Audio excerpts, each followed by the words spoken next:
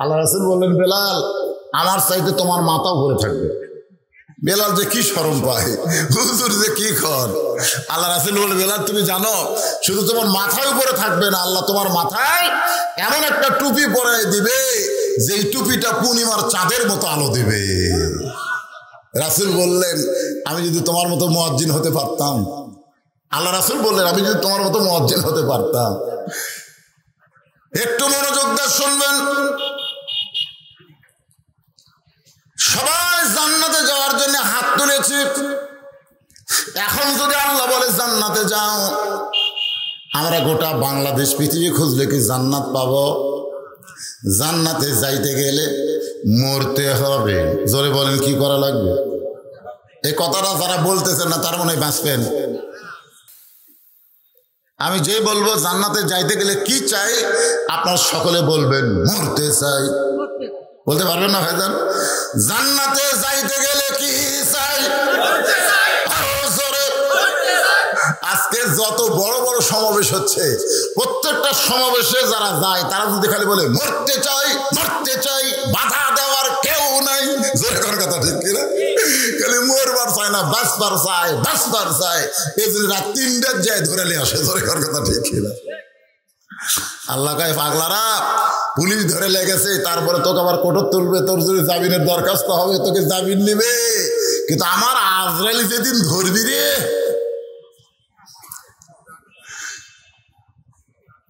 জামিন হবে? জামিন হবে? পুলিশ ধরার চিন্তা করে আমরা অনেক সময় খুব সতর্ক থাকি, কিন্তু আজরাইল ধরার চিন্তা আমাদের মধ্যে নাই। পুলিশ ধরার চিন্তায় সতর্ক থাকে, কিন্তু আজরাইল ধরার চিন্তা। অথচ যারা প্রকৃত মুমিন হবে, জান্নাতে যাওয়ার আশা করবে, তারা পুলিশ ধরার চিন্তা করবে না, তারা আজরাইল ধরার চিন্তায় প্রতি ধাপে ধাপে হাঁটবে। ধরে কোন কথা, ঠিক কিনা? যে কোনো সময় ধরবে, বেঈমান হয়ে যেন না ধরে। আল্লাহ বলেছেন, মুসলমান না হয়ে মৃত্যুবরণ করো না, মুসলমান না হয়ে আজরাইলকে ধরা দিও না।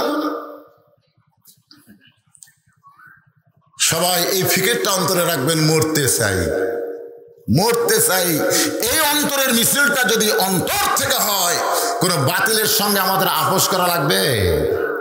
গেছিল উকিল, যা বলতেছে আপনার তো ফাঁসির দণ্ড হয়ে গেছে, আপনি যদি রাষ্ট্রপতির কাছে একটা দরখাস্ত লেখেন, রাষ্ট্রপতি যদি দয়া করে আপনার ফাঁসির দণ্ড মওকুফ করে, তাহলে কিন্তু আপনার ফাঁসি হবে না। উকিল আসামিকে কথা বলতেছে, আসামি তখন বলতেছে, মুচকি মুচকি হাসতেছে। উকিল বলে, হাসেন কেন? বলে, হাসার কারণ হলো আমি বাংলাদেশে 3টা রাষ্ট্রপতিকে ক্ষমতায় থাকা অবস্থায় মরা দেখছি। আসামি এখন উকিলকে বলতেছে, আমি আমার জীবনে 3টা রাষ্ট্রপতি, কয়টা? 3টা রাষ্ট্রপতি ক্ষমতায় থাকতে মরা দেখছি। একটা হলো বঙ্গবন্ধু শেখ মুজিবুর রহমান, প্রেসিডেন্ট থাকা অবস্থায় মরছে। আর একটা হলো জিয়াউর রহমান, প্রেসিডেন্ট থাকা অবস্থায় মরছে। আর একটা হলো জিল্লুর রহমান। এই 3টা রহমান, 3টা কি? সবার শেষে রহমান আছে না নাই? কি মিল দেখছেন? ক্ষমতায় থাকা অবস্থায় মারা গেছে। এরশাদ কিন্তু ক্ষমতায় থাকা অবস্থায় মরেনি। এই 3টা প্রেসিডেন্ট থাকা অবস্থায় মরছে। আসামি বলতেছে উকিলকে, যারা নিজে ক্ষমতা থাকতে প্রেসিডেন্ট হয়ে মরে, তাদের কাছে বাঁচার দরখাস্ত যে লেখে, সে কোনোদিন ঈমান নিয়ে মরতে পারবে না। কারণ বাঁচানোর মালিক প্রেসিডেন্ট না, বাঁচানোর মালিক হচ্ছে আমার আল্লাহ। জোরে বলেন কে? উকিল বলতেছে, তাহলে তোমার ফাঁসি হবে, তোমার ফাঁসি হবে। ফাঁসি আর মৃত্যু, এই দুইটার মধ্যে তফাৎ কি? এই তফাৎটা কিন্তু আমাদের বোঝা লাগবে। আমরা যদি বলি শেখ মুজিবুর রহমান মারছে, জিয়াউর রহমান মারছে, জিল্লুর রহমান মরছে, আপনারা বলেন তো শেখ মুজিবুর রহমান মরছে এ কথা কেউ বলবে না, সবাই বলবে মারছে। কথা কর না কেন? কথা কর না কেন রে? জিয়াউর রহমান মরছে এ কথা বলবে না, সবাই বলবে মারছে। আর জিল্লুর রহমান মারছে কেউ বলবে না, সবাই বলবে মরছে। ইন্না লিল্লাহি ওয়া শুনতে যে আপনারা বলেন তো, মারছে আর মরছে এর মধ্যে তফাৎ কি?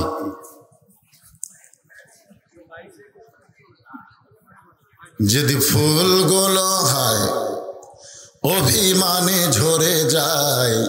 আমি মালা গেথে বলো কারে পরাবো, সে যে কেন এলো না, কিছু ভালো লাগে না। কবরে আসুক, কোন জায়গাত গেলে কথা কয় না, কথা কয় না। কবরে আসুক তারে হে আমি মজা দেখাবো। মুসা বলতে মৃত্যুকে পছন্দ করার এক নম্বর কারণ হলো এত সুন্দর জান্নাত বানায় রাখছেন, সেই জান্নাতে যদি যাবার চাই, না মরলে জান্নাতে যাওয়ার কোনো উপায় নাই। এই জন্য জান্নাতকে পাওয়ার আশায় আমি মুসা মরতে চাই। আপনারা কি মরবার চান না নাকি? কবরে যাওয়ার জন্য না জান্নাতে যাওয়ার জন্য? জোরে বলেন, কবরে যাবেন না জান্নাতে যাবেন? আল্লাহ বলে মুসা মৃত্যুকে পছন্দ করার 2 নম্বর কারণ কি? 1 নম্বর তো আপনারা শুনলেন, এবার 2 নম্বরটা অত্যন্ত গুরুত্বপূর্ণ, খুব খেয়াল করে শুনবেন। আল্লাহ কয় মুসা রে, মৃত্যুকে পছন্দ করার 2 নম্বর কারণ কি? মুসা বলতেছে আল্লাহ মৃত্যুকে পছন্দ করার 2 নম্বর কারণ হলো আমার মৃত্যুটা কেবলমাত্র আপনার জন্যে অফ করেছি। আমি মরবো কার জন্যে? এ কথা যারা জোরে বলতেছেন না তারা কিন্তু কি অনেক প্রেমিক প্রেমিকাকে বলে তোমার জন্য জীবন দেব, বলে কি বলে না? আর আমরা যারা মুসলমান আমরা কার জন্য জীবন দেব? ইন্না সালাতি ওয়া মাহইয়ায়া ওয়া মামাতি লিল্লাহি রাব্বিল আলামিন। এখানে আল্লাহ 4টা বিষয় বলতেছেন। 1 নম্বর হলো নামাজ। ধরে কোন 1 নম্বর কি? নামাজ কার জন্যে? কথা কয় না, এরা কথা কম কয় রে। নামাজ কার জন্যে? আচ্ছা, আল্লাহর জন্য আমরা কেন নামাজ পড়ি? আমি কামাই করি কার জন্যে? এই যে কষ্ট করে টাকাগুলো কামাই করি, এই কামাই করি আমি কার জন্যে? বইয়ের জন্যে?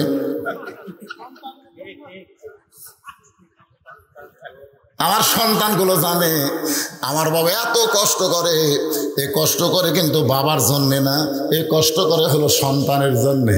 আমরা নামাজ পড়ি আমাদের জন্যে না, আল্লাহর জন্যে। আল্লাহ বলে ফেরেশতা রে, আমার কোনো সন্তান নাই, আমার কোনো সন্তান নাই, আমার কোনো পিতা নাই, আমার কোনো মাতা নাই, কিন্তু তাকে দেখো আমার বান্দা বাইনাল আবদি ওয়াল কুফরি তরকুস সালাত, বান্দার কাফের মধ্যে পৃথক করার জিনিসটার নামই হলো নামাজ। যারা নামাজ পড়বে তারা আমি আল্লাহর বান্দা হবে, আর যারা নামাজ পড়বে না তারা কাফের হবে। ফেরেশতা বলে আল্লাহ, যে বান্দা তোমার নামাজ পড়ে তোমার বান্দা হয়ে গেল, ওই বান্দার জন্য তুমি কি করবা? বান্দা যে তোমার জন্য নামাজ পড়ে, তুমি বান্দার জন্য কি করবা? আল্লাহ বলে ফাদখুলি ফি ইবাদি ওয়াদখুলি জান্নাতি। বান্দা আমাকে নামাজ দিল, আমি আল্লাহ বান্দাকে জান্নাত দিয়ে দিলাম। খালি দেওয়া দেওয়া। জোরে কোন কি? আমরা কি দিব? নামাজ দিব, আল্লাহ জান্নাত দিব। অনেকে বলে হুজুর নামাজ না আমি পড়ি না, তাই বলে মানুষ খারাপ নাকি? অমুক মাহফিলে 10,000 টাকা দান করছি, অমুক মসজিদে 20 বস্তা সিমেন্ট দিছি, অমুক এতিমের বিয়ে দিয়ে দিছি, আমি কি খারাপ নাকি? নামাজ না ঠিক মতো পড়তে পারি না, তাই বলে জুমার নামাজ আমি ছাড়ি না। এই সমস্ত ভালো মানুষকে আল্লাহ বলবে জান্নাতে যা। এই জান্নাতে যাওয়ার কথা শুনে আর এত ফোর্সে যাবে বুঝলেন। জান্নাতের কাছে যা দেখবে দরজার বিশাল একটা তালা। বলবে আল্লাহ তুমি আমাদেরকে জান্নাত দিলে, তো জান্নাতের দরজার তালা কেন? আল্লাহ বলতেছে খুঁজে দেখ, তোর কাছে চাবি আছে, খোঁজ ভালো করে খোঁজ। তো যারা খালি জুমার নামাজ পড়ছে ওরা একটা করে চাবি পাবে, পকেটে হাত দিয়ে দেখবে একটা চাবি আছে, ঢুকবি ঠিকই কিন্তু ঘুরবি না, চাবি ঘুরতেছে না। আল্লাহ চাবি তো ঢুকছে কিন্তু ঘোরে না। আল্লাহ বলতেছে দেখ তো চাবির মধ্যে 5টা দাগ আছে কিনা। ফজর, জোহর, আসর, মাগরিব, এশা এই 5টা দাগ চাবির মধ্যে আছে কিনা? বলে চাবির তো 5টা দাগ নাই। আল্লাহ বলতে তোর নামাজ নাই, তুই পাওয়া জান্নাত হারাই ফেললি। তোর জান্নাত আছে কিন্তু ঢোকার কোনো ক্যাপাসিটি নাই। আসসালাতু মিফতাহুল জান্নাহ, নামাজ হচ্ছে বেহেশতের চাবি। সুবহানাল্লাহ।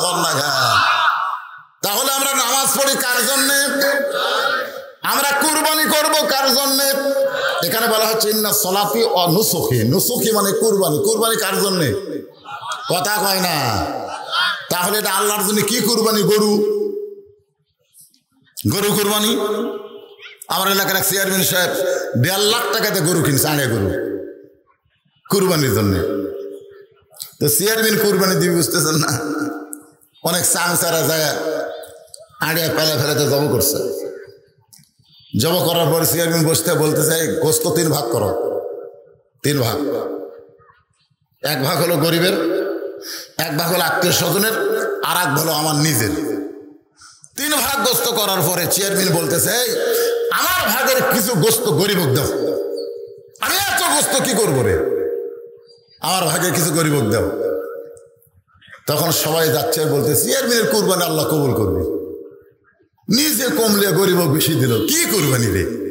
কিন্তু কিছুদিন পরে ওই চেয়ারম্যান বিজিএফ কার্ডের চাউল দিবার গেছে, ওই জায়গা তার গোস্ত মাপার যন্ত্র নিয়ে যায়নি, ওই জায়গা চাউল মাপারও যন্ত্র নিয়ে যায়নি। ওই জায়গা চৌকিদার হাতে একটা বালতি দিছে। যেরকম কি দিছে, ওই বালতির একটা দাগ দিছে। দাগ দিয়ে বলছে দাগ পর্যন্ত চাউল দিবে। কার্ডে লেখা আছে 10 শেয়ার, চাউল পাশে 8 শেয়ার। যেরকম কয় শেয়ার? তো গরিব আর চিন্তা করে লেখা আছে 10 শেয়ার, মাপা হলো 8 শেয়ার। কি রে, এক গরিব কয় না রে, চেয়ারম্যানকে বলা লাগবে, চৌকিদার হয়তো কম দিচ্ছে, চৌকিদার হয়তো কম দিচ্ছে, চেয়ারম্যানকে বলা লাগবে। ও এসে চেয়ারম্যানকে বলতে চেয়ারম্যান সাহেব বিজিএফ কার্ডে লেখা আছে 10 শেয়ার, চৌকিদার দিল 8 শেয়ার। চেয়ারম্যান বলতে চাই এই সেক্রেটারি তার নাম কাটে দে, জোর হাত করে বলতেছে যা দিচ্ছেন দেন। কিন্তু আমি কি দেখলাম? বলে কি দেখছিস? বলে কুরবানির সময় দেখলাম আপনার গোস্ত কম নিয়ে গরিবকে বেশি দিলেন, আবার চাউল মাপার সময় গরিবকে কম দিয়ে আপনি ওই বেশি নিয়ে কি করলেন? এটা কুরবানি না, এটা হলো মানুষ মারা। জোরে বলেন কথা ঠিক কি না? কুরবানি হবে কার জন্যে? জোরে বলেন কার জন্যে? আল্লাহর জন্যে কুরবানি। এই কুরবানি শুধু গরু, খাসি, উট, দুম্বা না। উম্মে ফজল ছোট্ট হোসাইনকে যখন আল্লাহর নবীর কাছে নিয়ে গেল, এই মাত্র ফাতেমা সন্তান প্রসব করেছে। সন্তান প্রসব করার পরে সন্তানকে গোসল করায়া উম্মে ফজল যখন নবীর দরবারে নিয়ে যায়, নবী তখন সাহাবীদের নিয়ে আলোচনা করতেছিলেন। এমন সময় উম্মে ফজল বলে বাজান, আল্লাহ তোমাকে একটা নাতি দান করেছে, এত সুন্দর নাতি, তুমি একটু তাকে কোলে নিয়ে আদর করো। আল্লাহ নবী হোসেনকে, ছোট্ট হোসেনকে এভাবে কোলে নিয়ে বললেন, আল্লাহ এই গোস্তের টুকরাকে তুমি কুরবানি হিসাবে কবুল করে না। সমস্ত সাহাবীরা বললেন, ইয়া রাসূলুল্লাহ, আপনার নাতি হোসেনকে আপনি গোস্তের টুকরা বলে কুরবানি উচ্চারণ করে বললেন কবুল করে না। হুজুর আমরা বুঝতে পারলাম না। আল্লাহ রাসূল বললেন, একদিন আমি নবী থাকবো না, হয়তো তোমরাও অনেকে থাকবো না, কিন্তু শুনে না, জেনে রাখো আমার এই হোসাইন আল্লাহর জন্যে, ইসলামের জন্যে বাতিলের সঙ্গে আপোষ করবে না, হকের পক্ষে নিজের জীবন কুরবানি করে দিবে। মুসা বলতেছে, আল্লাহ মৃত্যুকে পছন্দ করার 2 নম্বর কারণ হলো আমার মৃত্যুটা কেবলমাত্র আপনার জন্য অক্ষ করেছি। আল্লাহর কুদরতে মুখে হাসি ফুটে গেল। ধরে গেল সুবহানাল্লাহ। মুসাকে আল্লাহ আপনি হাসতেছেন, আসলে কি জানেন, আল্লাহর সঙ্গে যে কথা বলে হয়তো আল্লাহ দেখবার পায় না, কিন্তু আল্লাহর কথা বলতেছে, কথা বলতে বলতে হাসে। আপনি যদি আপনাদের এই মহাদেবপুর থেকে ঢাকার কোনো বন্ধুকে মোবাইল করেন, ওই বন্ধু যদি ঢাকায় কথা বলতে বলতে হাসে, আপনি কি বুঝতে পারবেন না? পারবেন কি? আপনি কি চেহারা দেখছেন না? দেখেননি, কিন্তু শুনতে বুঝতে পারছেন। মুসা বলতেছে, আল্লাহ আপনি হাসতেছেন। আল্লাহ বলে, মুসা আমার জন্য যারা নিজের জীবনকে অক্ষ করবে তারা কোনোদিন মরবে না। মারাত্মক কথা, আল্লাহর জন্য যারা নিজের জীবনকে অক্ষ করবে তারা কোনোদিন মরবে। দলিল কি? আল্লাহ কোরআনে বললেন, ওয়ালা তাকুলু লিমান ইউকতালু ফি সাবিলিল্লাহি আমওয়াতুন বাল আহয়াউ ওয়ালাকিন লা তাশউরুন। এই আয়াতে কারিমা বুঝতে পারছেন? এখানে আল্লাহ কি বলতেছেন? ওইদিকে কি হয়, ওরা খাড়ায় থেকে হো হো করে নাকি রে? আপনাকে বসবার জন্য বিছনা দেওয়া লাগবে, বিছনা। আমাকে বউরা কাহলুত কোন বিছনা নেই, খেয়ার খেয়ার সেটা দিল বস। আর কি সুন্দর ভদ্র বিছনা দিছে, আর আপনারা ফাঁক ফাঁক হয়ে বসে আছেন। ও রে সাহেব রে, পিছনে দাঁড়িয়ে আছে, ওকে বসতে দিবেন না বিছনায়? একটু চাপা বসেন। কি সব জমিদারের মতো বলছে, ও যে মাঝখানে ফাঁকা। শোনেন, কথা যদি না শোনেন, আমি আমার কথা বলতেছি না, চাপা বসতে আল্লাহ রাসূল করছে 3 জায়গা ফাঁকা রাখা যাবে না। তার মধ্যে একটা হলো কোরআনের মাহফিল।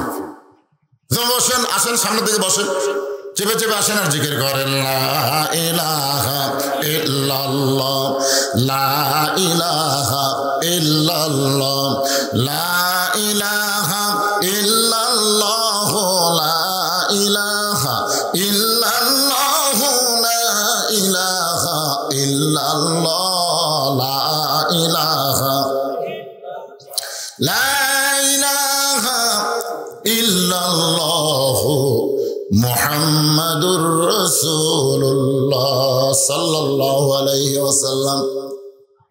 মুসার মৃত্যুকে পছন্দ করার 2 নম্বর কারণ খেয়াল করে শুনতেছেন? আপনার এটা একটু খেয়াল করেন বাজার, মরা তো লাগবে রে, যে কোনো সময় তো আমরা মরে যাবো। জোরে কোন কথা ঠিক কিনা? এই মৃত্যুটা যেন আল্লাহর জন্য হয়। জোরে বলেন, কার জন্যে? আল্লাহর জন্য। যারা মরবে আল্লাহ বলতেছে এরা মরবেই না, এরকে মৃত্যু না। আল্লাহ বলতেছেন আমার রাস্তায় যাদেরকে মৃত্যু, আমার রাস্তায় যাদেরকে মারা হয়, আমার রাস্তায় যারা মরে যায় তাদেরকে তোমরা মৃত্যু বলো না। কে বলতেছে? আল্লাহ বলতেছে তাদেরকে তোমরা মৃত্যু বলো না, বরং তারা জীবিত। বাল আহিয়া মানে কি? বরং তারা জীবিত। যখন হোসাইন রাদিয়াল্লাহকে দেহ থেকে মস্তক বিচ্ছিন্ন করে ইয়াজিদের কাছে নিয়ে যাওয়া হলো। জোরে কোন কার কাছে? ইয়াজিদের চামচা জিয়াদ খুব আনন্দ করতেছে। ইয়াজিদ তখন এরকম সিংহাসনে বসা, সিংহাসনে বসে আছে ইয়াজিদ, আর হোসেনের খণ্ড মাথা ইয়াজিদের সামনে হাজির করা হলো একটা গামলাত করে, একটা গামলাত করে। যে এই দেখেন হোসেনের মাথা, দেহ পড়ে আছে কারবালায়, আর মাথা নিয়ে গেছে দামেস্কে। ইয়াজিদের সামনে যখন হোসেনের মাথা দেওয়া হলো, এমন সময় ইয়াজিদের হাতে একটা লাঠি ছিল। জোরে কার কি ছিল? লাঠি। লাঠি লাঠি ব্যবহার করা সুন্নত। লাঠি ব্যবহার করা কি সুন্নত? ইয়াজিদ তো নবীর সুন্নত পালন করতেছে লাঠি। আমি বাগমারায় জুমান দিনের ওয়াজ করতে গেলাম, বাগমারা রাজশাহী, দিনের ওয়াজ করতে গেলাম। জোহর থেকে জুম্মার থেকে আসর, ওখানে দেখলাম ইমাম সাহেব একটা লাঠি নিয়ে খুতবা দিচ্ছে। নামাজ শেষ করলে ইমামকে বললাম, কে রে ভাই লাঠি খান? লাঠি নেওয়া সুন্নত হুজুর। আমরা তো লাঠি নেই না, আমরা কিন্তু লাঠি নেই না। তো বলতেছে আপনি হানফি তো এই জন্য নেন না। আমি বললাম হানফি কি রে? মানে ইনসাল্ট করে বলতেছে আপনারা তো হানফি, আপনারা এটি ধরে থাকেন। ওরা বুঝাচ্ছে আমরা এটা ধরে থাকি। আমি বললাম পাগলা, তোরা এটি হাত দিয়ে থাকিস দেখে তো আমরা উঠি ধরি, কারণ এটি হাত দিয়ে ধরা থাকলে ওরা গরম হয়, আমরা চাপে ধরে থাকি। আমাকে বলতে আপনি হানফি তো? আমি বললাম হানফি না রে, হানাফি। জোরে কোন ঠিক না? হানাফি। তো যাই হোক, আমি বললাম ভাইজান লাঠি কি আপনারা সব জায়গায় নেন না খালি মসজিদের মধ্যে নেন? তা আমাকে বলছে তো হুজুর না, লাঠিয়া খালি আমরা খুদবার সময় নেই, সব সময় নেই না। আর লাঠি নেওয়া যদি সুন্নত হয় তাহলে শুধু ঘরের মধ্যে না, সব জায়গায় নেওয়া সুন্নত। জোরে কোন ঠিক কিনা? কারণ ঘরের মধ্যে বিপদ বেশি না বাহিরে বিপদ বেশি? লাঠি কি জন্যে? লাঠি কি জন্যে? বিপদ থেকে বাঁচার জন্যে। আজকের আলোচনা হলো ইজা আসাবাতহুম মুসিবা, বিপদ আপদ মুসিবত থেকে বাঁচার জন্য শুধু ইন্না লিল্লাহ পড়লে হবে না, একটা লাঠি উঠোয়া লাগবে। তোর এখন ঠিক কিনা? ওবায়দুল কাদের সাহেব বলেছেন, যাদের হাতে লাঠি থাকবে ওদেরকে সাইজ করা হবে, মানে লাঠি থাকলে। রাত 2টার সময় আমার ড্রাইভার আমাকে গেটের গাড়ি থেকে নামাই দিয়ে বলতেছে, হুজুর আপনি বাসার যান। ও গাড়ি রাখার জায়গায় গাড়ি রাখবে, আমি গাড়ি থেকে নেমে কেবল বাসার দিকে পা বাড়াইছি, আমার গেটের কাছে একটা আমের গাছের তলে 3-4টে কুত্তে ঘুম পাড়তেছিল। ওরা চেতন পায় আমার ধরলো, খালি খাওয়া খাওয়া করে ধরতেছে, মনে আমার জুব্বা ছেড়ে ফেলবে। আমি ইন্না লিল্লাহ পড়তেছি, কিন্তু কুত্তা লড়ে না। বিপদ আপদ মুসিবতের ইন্না লিল্লাহ পড়ি, কিন্তু কুত্তা লড়ে না। আমি আয়াতুল কুরসি পড়ি, তাও কুত্তা সরে না। ইন্নাহুম ইয়াকিদুনা কাইদা ওয়া আকিদু কাইদা, কুত্তা তাড়ানোর আয়াত পড়তেছি, তাও কুত্তা লড়ে না। মনে হয় আমার পাঞ্জাবি খেয়ে ফেলে দিবে। তখন আমার ইমান বলতেছে, মৌলানা তোর মুখে দোয়া আছে কিন্তু লাঠি নাই। আজকে যদি তোর একটা লাঠি থাকতো, তোর একটা দোয়া লাগতো না। এক কুত্তার বাজার দাড়ি মারলে বাকি 3টে ঘেউ ঘেউ করে দৌড় মারতো। তোর কথা ঠিক কিনা? সেই দিন আমি বুঝতে পারলাম, ভাই বাংলাদেশে এখানে দোয়া আছে কিন্তু লাঠি নাই। তোর এখন কথা ঠিক কিনা?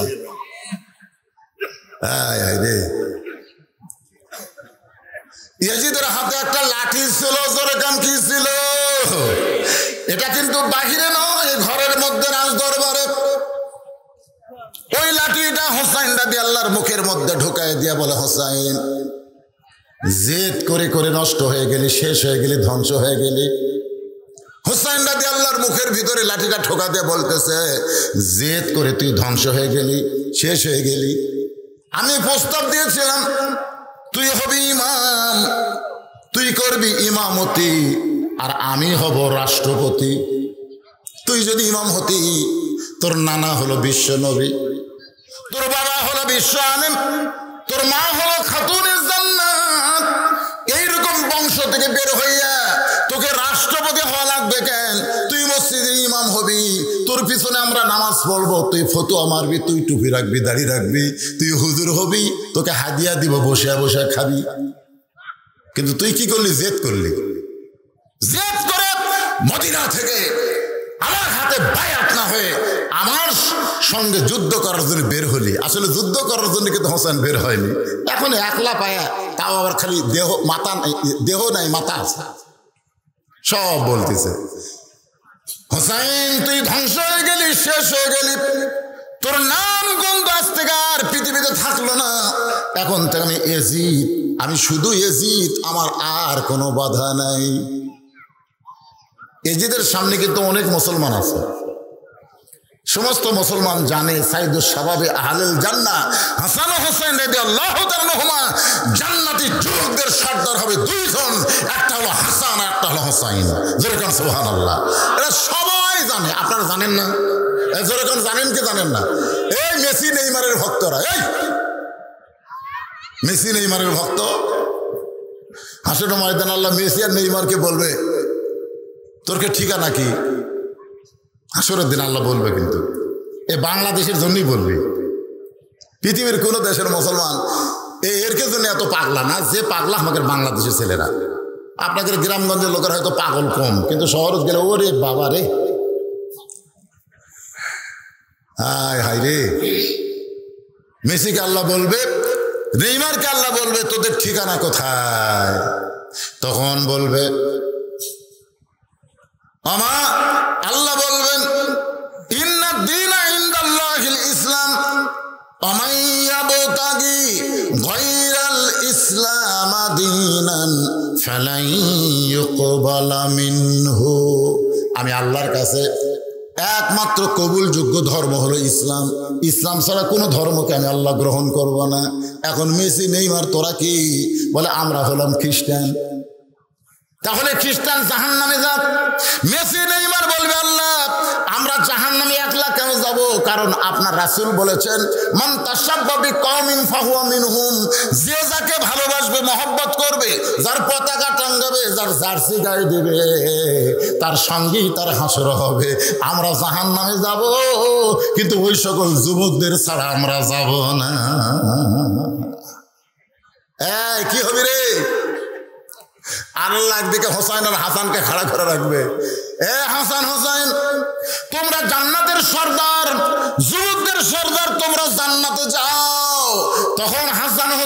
বলবে আল্লাহ আমরা জান্নাতে যাব, কিন্তু ওই সকল যুবকদেরকে ছাড়া আমরা যাব না যারা কোরআনের আন্দোলন করেছে, যারা কোরআনের দিন প্রচার করতে গিয়ে রিমান্ডে জেলে গেছে, যাদেরকে ঘরে থাকতে দেয়নি, যারা আলুর বাগলের মধ্যে ঘুম পেড়েছে, শুধু একটাই মাত্র কারণ তারা বাংলাদেশে আল্লাহর কোরআনের আন্দোলন করে কোরআনের সৈনিক হয়েছে। ওদেরকে ছাড়া আমরা জান্নাতে যাব না। সেদিন আল্লাহ হাসান হাসানের সঙ্গে আমার বাংলাদেশের অনেক যুবককে জান্নাত দিয়া দিবে। এখন আপনারা কার সাথে? এই নেইমারের খেলা দেখে কান্দেন, মেসির খেলা দেখলেন রাত 3টা পর্যন্ত, আর ফজরের সময় ল্যাপের মধ্যে ঘুম পারলেন। ইয়ার কি মনে করতেছেন ইসলাম ইয়ারকির জিনিস না? ইসলাম কি ইয়ারকির জিনিস? আল্লাহ বলে মুসা মৃত্যুকে পছন্দ করার 2 নম্বর কারণ, সেই 2 নম্বর কারণকে নিয়ে আমি আলোচনা করতেছি। সবাই যখন মাথা নিচু করে আছে, ইয়াজিদ যে হোসেন রাদিয়াল্লাহু আনহু সাথে এমন করতেছে, কেউ যে মাথা তুলে কিছু বলবি এ সাহস পাচ্ছে না। সাহস না পাওয়ার কারণ হলো ইয়াজিদ হলো স্বৈরাচারী। ধরে কোন কি সারি? স্বৈরাচারী। ইয়াকুব বললেন আল্লাহ আমার এই 10টা সন্তান বলতেছে ইউসুফকে বাঘে খাচ্ছে, ইউসুফকে বাঘে খাচ্ছে, কিন্তু জামার দিকে তাকে দেখি তো বাঘে খাই না আল্লাহ। কারণ বাঘে যদি ইউসুফকে খাইতো জামা ছিঁড়ে যেত। জামাত খালি রক্ত ভরা আছে, তাহলে রক্ত ভরা থাকলে জামা ছিঁড়ল না। আল্লাহ বলতেছে ইয়াকুব তোমার এই 10 সন্তান হলো স্বৈরাচারী, এই স্বৈরাচারীর সামনে মুখ খুলো না। মুখ খুললে ইউসুফ যে অবস্থায় আছে সে অবস্থা আর থাকবে না।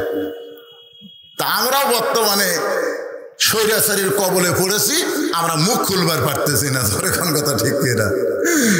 ইয়াকুব নবী দেখলেন মুখ যদি না খুলি, দোয়া তো আছে।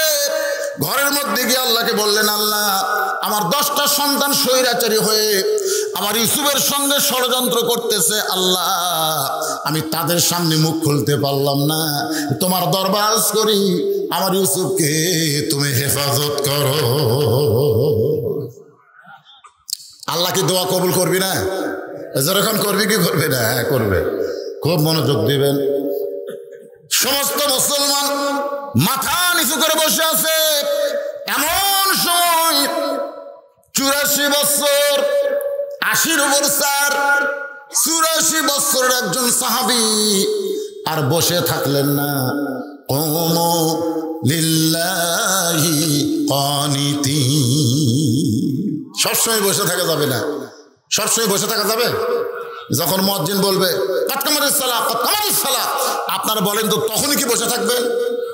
তারপর আপনাকে মসজিদে দেখবেন 2-1 মুসল্লি তখনও চেয়ারে বসে থাকে। জোরে কথা থাকে কি থাকে না?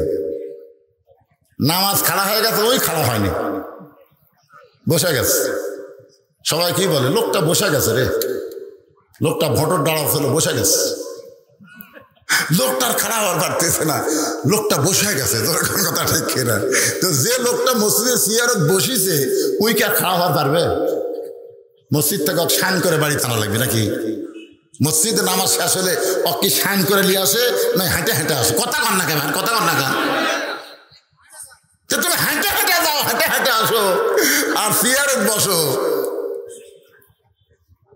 আমি বলতেছি আপনি যদি দাঁড়াবার না পারেন তাহলে আপনি বাড়িতে চেয়ারে পড়বেন, বাড়িতে পড়বেন, কিন্তু মসজিদে চলবে না। মসজিদে গেলে কাতার সোজা করা ওয়াজিব হয়ে যাবে। দরকার কথা ঠিক কিনা? মসজিদে গেলে আপনাকে জামাতে নামাজ পড়া লাগবে, আর জামাতে নামাজ পড়লে কাতার সোজা করা লাগবে। তা আপনি চেয়ারে বসা মানুষ তো সোজা করে পারতেছেন না, তো আপনার একজন চেয়ারে বসার জন্য গোটা কাতার সব থেকে বঞ্চিত হোক, এটাকে আমরা চাই? এটাকে আমরা চাই? এতক্ষণ সবাই বসে ছিল। এবার 84 বছরের একজন সাহাবী আনাস ইবনে মালিক দাঁড়িয়ে বললেন ইয়াজিদ যার মুখে লাঠি ঢুকাইয়া তিরস্কার করতেছ শেষ হয়ে গেছে, ধ্বংস হয়ে গেছে, হোসেনের নামগন্ধ থাকবে না।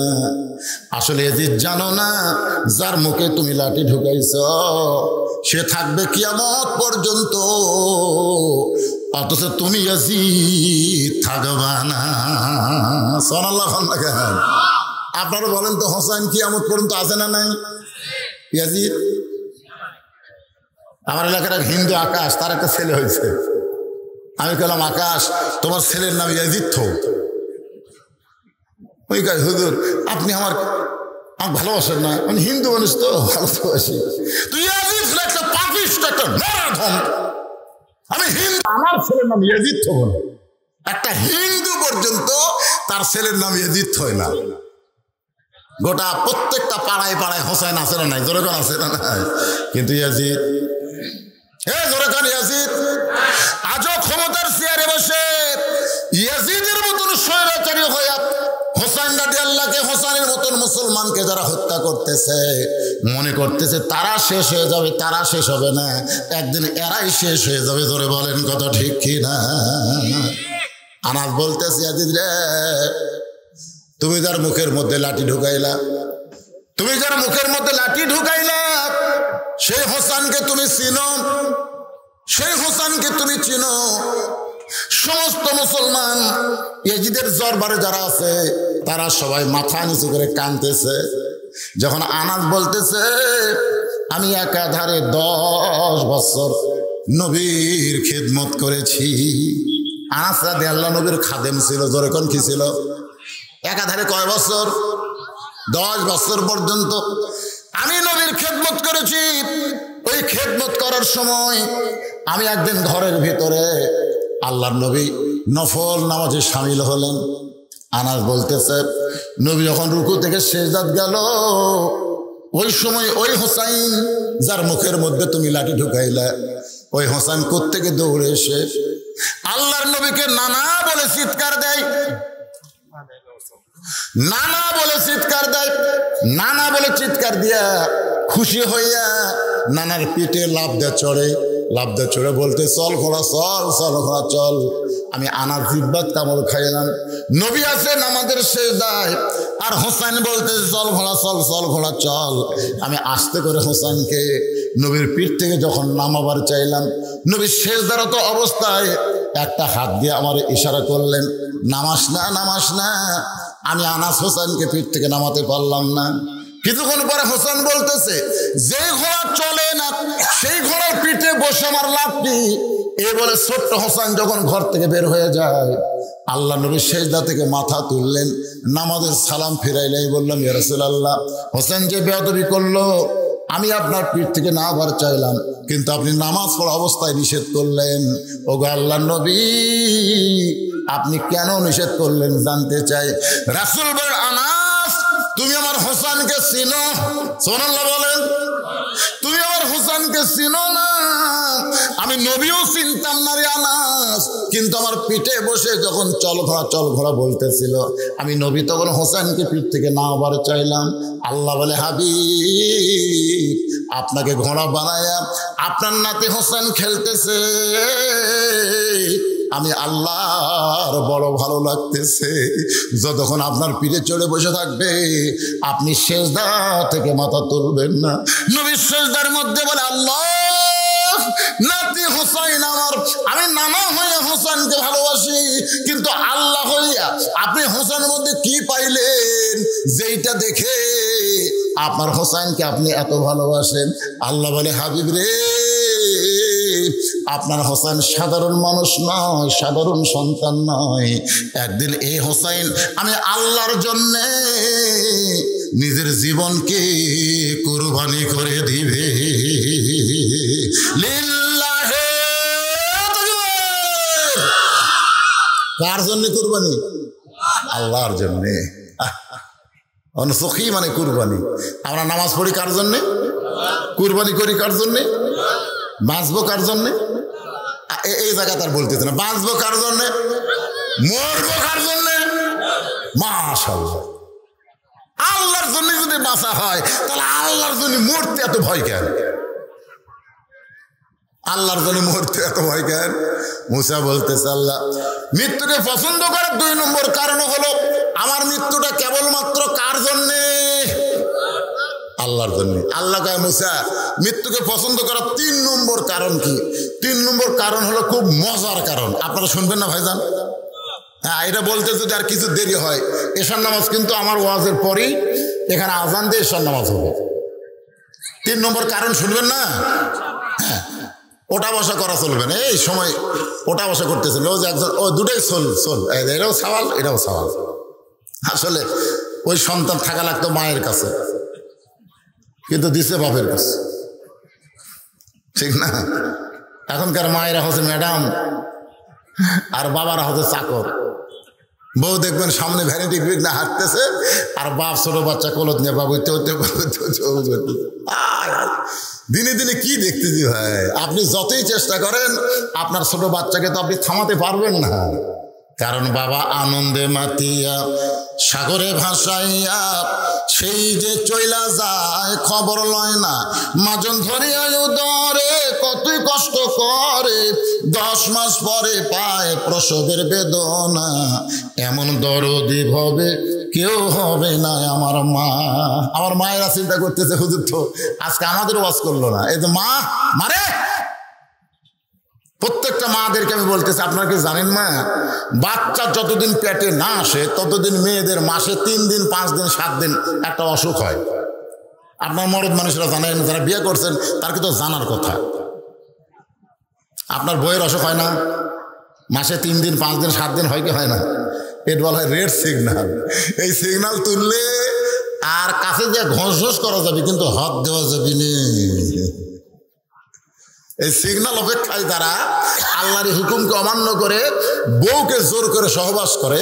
ওই সহবাস অবস্থায় কোনো সন্তান যদি পেটে আসে, ওই সন্তান হিজড়া হয়। জোরে কোন কি? হিজড়া কিন্তু এমনি এমনি হয় না। ওই অবস্থায় সিগন্যাল তুলে বলতেছে আমার কিন্তু এখনো কমপ্লিট হয়নি।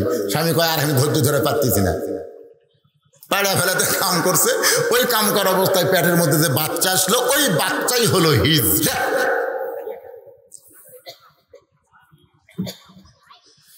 প্রতি মাসে 3 দিন 5 দিন 7 দিন একটা অসুখ হয় কি হয় না? কথা হয় কি হয় না? এই অসুখ অবস্থায় মেয়েদের নামাজ পড়া যাবে না, রোজা করা যাবে না, কোরআন শরীফ স্পর্শ করা যাবে না। কিন্তু ওই মেয়েদের পেটে যখন বাচ্চা আসে, তখন আল্লাহ কিন্তু ওই অসুখ বন্ধ করে দেয়। ছাত্ররা ইমাম গাজ্জালীকে বললেন, হুজুর মায়ের পেটে বাচ্চা আসলে মা আল্লাহ কেন অসুখ বন্ধ করে দেয়? ইমাম গাজ্জালী বললেন, আল্লাহ এই জন্যে মায়ের অসুখ বন্ধ করে দেয়, পেটে বাচ্চা থাকা অবস্থায় মার যেন ইবাদতের কোনো কমতি না হয়। পেটে বাচ্চা থাকা অবস্থায় মার ইবাদতের যেন কোনো কমতি না হয়, কারণ মায়ের ইবাদতের সাথে আল্লাহ পেটের বাচ্চারও সম্পর্ক করে দেয়। মা খাইলে বাচ্চা খায়, মা না খাইলে বাচ্চা খাওয়া হয় না।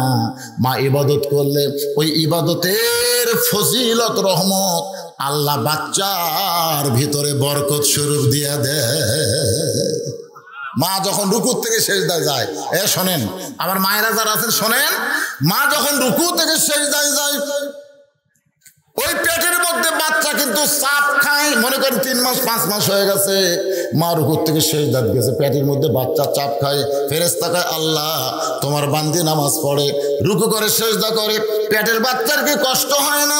আল্লাহ বলে, ফেরেশতা সাক্ষী থাকো, যেই মা পেটে বাচ্চা নিয়ে নামাজ পড়তেছে, ওই মা শুধু নিজে নামাজ পড়তেছে না, পেটের বাচ্চাকেও নামাজের ট্রেনিং দিচ্ছে।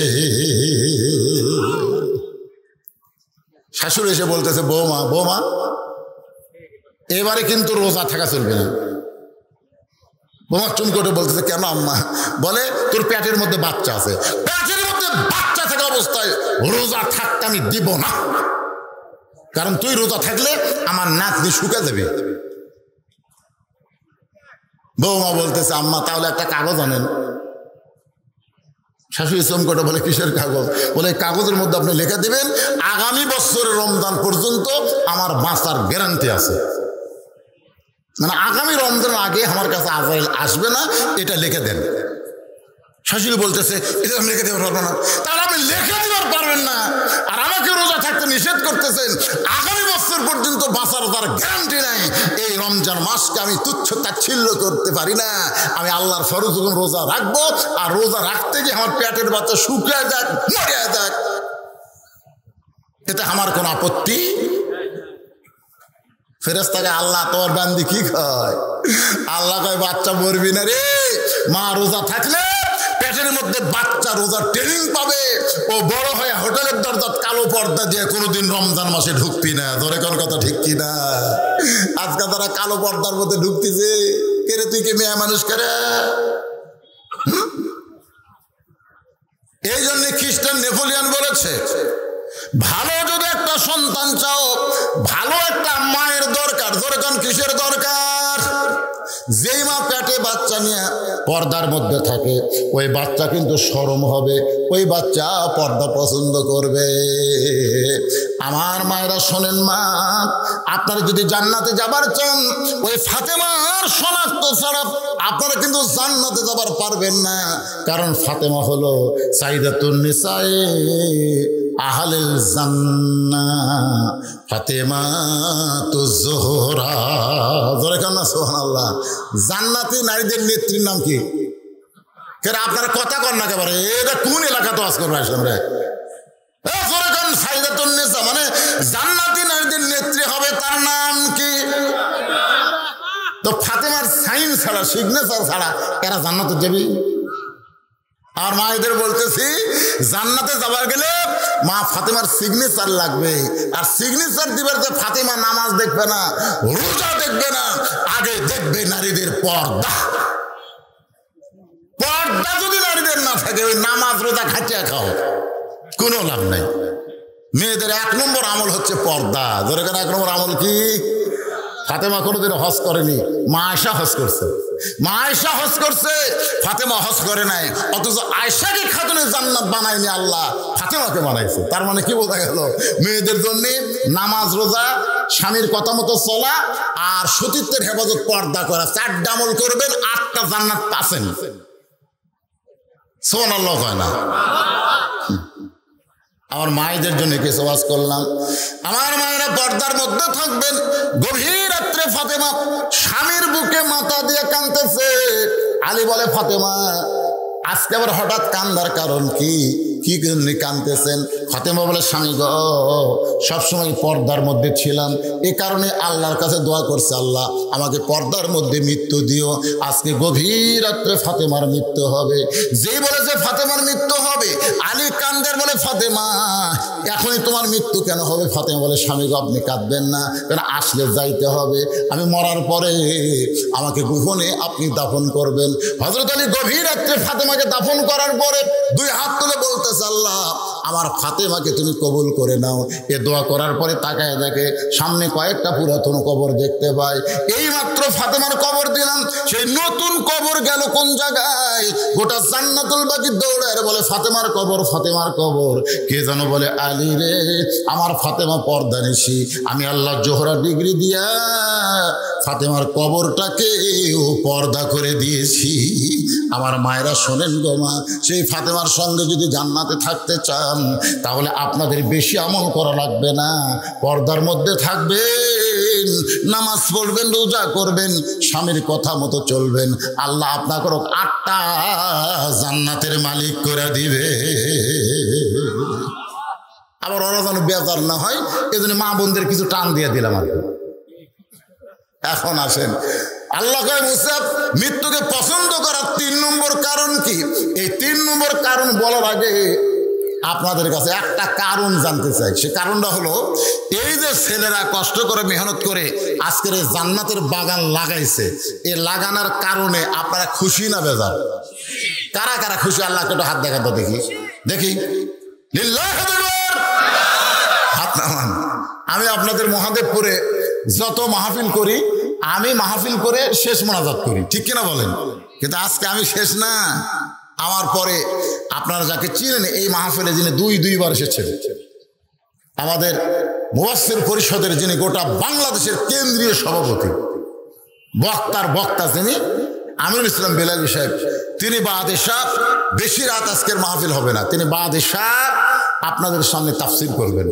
তো আমি যখন আপনাদেরকে মহব্বতের মানুষ, এই যে লেখেনি আমার, কিন্তু লেখছে যে জনগণের সব জায়গায় প্রতি পাড়ায় পাড়ায় আমার ওয়াজ, ঠিক কেন বলেন? তো আমাকে বলছে, হুজুর আমরা যে 1000 টাকা খরচ করে এই জান্নাতের বাগান লাগাইলাম, আপনি একটু বলবেন আমাদের ছেলেরা ব্যাগ নিয়ে যাবে, রুমাল নিয়ে যাবে, খুশি মনে যিনি যা পারবেন, জোর জবস্তি নেই। এবার তো মোটামুটি কৃষকদের অবস্থা ভালো, ধানের যা দাম ভাই। আর আপনাকে এলাকার ধান মানে চিকন ধান, ঠিক না? রে কি ধান রে, কি ধান লাগাচ্ছেন আপনারা? হ্যাঁ, দাম কম না বেশি? মধ্যম হচ্ছে না, তাই না? তাও হচ্ছে না, তাহলে বেজার হোসেন মনে হয়। লাইন শাকার তুমি লাজি দেন না, খুব খুশি হন, আল্লাহ নিয়ামত বাড়াই দিবে। যাও ছেলেরা কোথায়, গান চালারা কোথায় রে? হ্যাঁ, যাও সঙ্গে সঙ্গে নামা পড়ো, আপনারা পকেটে হাত দেবেন, যিনি যা পারবেন আল্লাহ রাস্তা দেবেন। আল্লাহ বলে মৃত্যুকে পছন্দ করার 3 নম্বর কারণ কি? মৃত্যুকে পছন্দ করার 3 নম্বর কারণ বলার আগে আমি আপনাদের সামনে একটা গান গাবো। এই গানটা একটু খেয়াল করলে বুঝবেন মৃত্যুকে পছন্দ করার 3 নম্বর কারণ। গানটা কি গাবো নাকি? এদিকে আদায় হোক, এদিকে আমার গান হোক, একজনও নামেনি। চলতে পথে 2 দিন থামিলাম, যাবার কালে একজন আরো দেখা না পাইলাম। এই গান গাইলে গুনাহ হবে? আপনাদের কি মনে হয় পাপ হবে? চলতে পথে 2 দিন থামিলাম, যাবার কালে একজন আরো। এই যে 3টা দেখেন একসাথে উঠলো, এই 3টা দেখছেন? কেরে বারে এই ছেলেরাই উঠলে কেন বাবা? তোমরা আদায় করবে নাকি?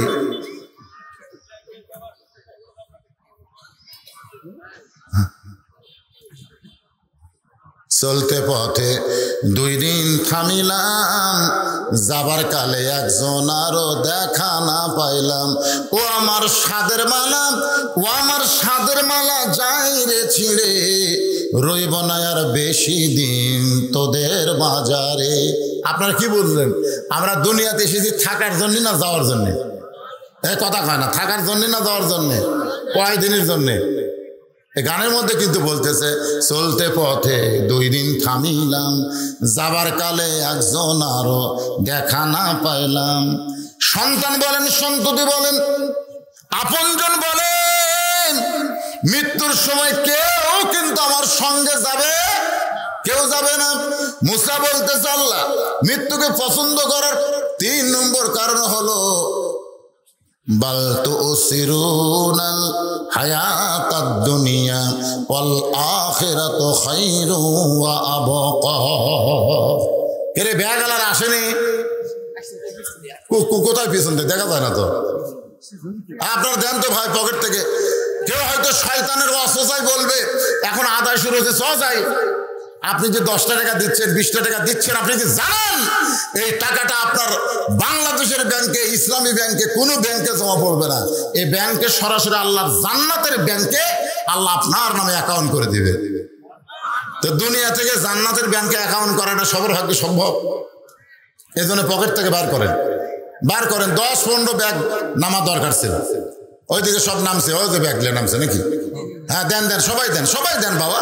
10, 20, 50, 100 যে যা পারবেন আল্লাহর কোরআনকে মহব্বত করে দান করবেন।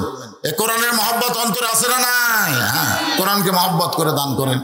যাদের বাপ মা কবরে গেছে, বাপ মার রুহের মাগফিরাতে দান করবেন।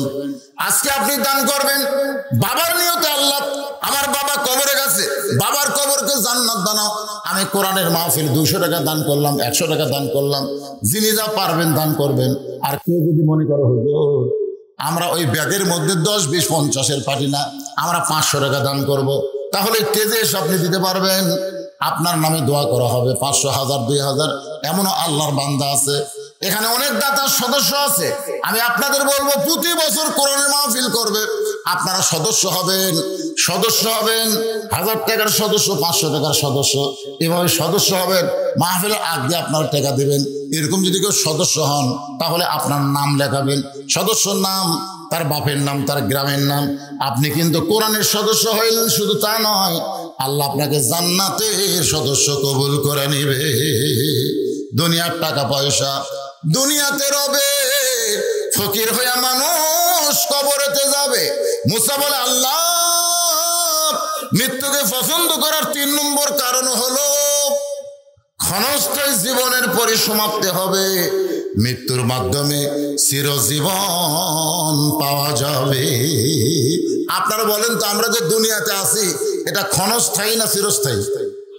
এ কথা কন না, ক্ষণস্থায়ী না চিরস্থায়ী? আর মৃত্যুর পরে যে জীবন আমরা পাবো এটা কি? চিরস্থায়ী। মুসা বলতেছে মৃত্যুকে পছন্দ করার 3 নম্বর কারণ হলো ক্ষণস্থায়ী জীবনের পরিসমাপ্তি হবে, মৃত্যুর মাধ্যমে আমি চিরস্থায়ী জীবন লাভ করব।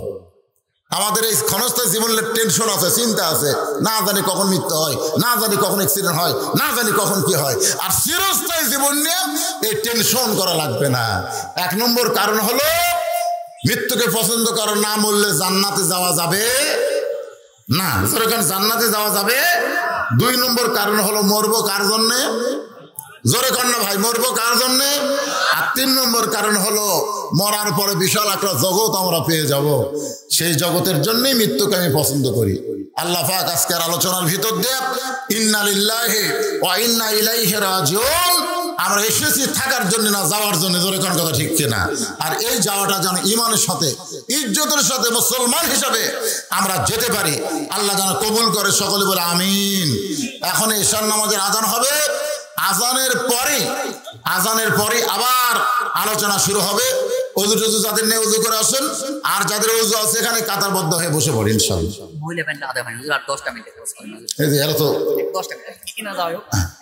আমার মায়েরা যারা পর্দার অন্তর আছেন, আপনারা আল্লাহর রাস্তায় দান করবেন। আল্লাহ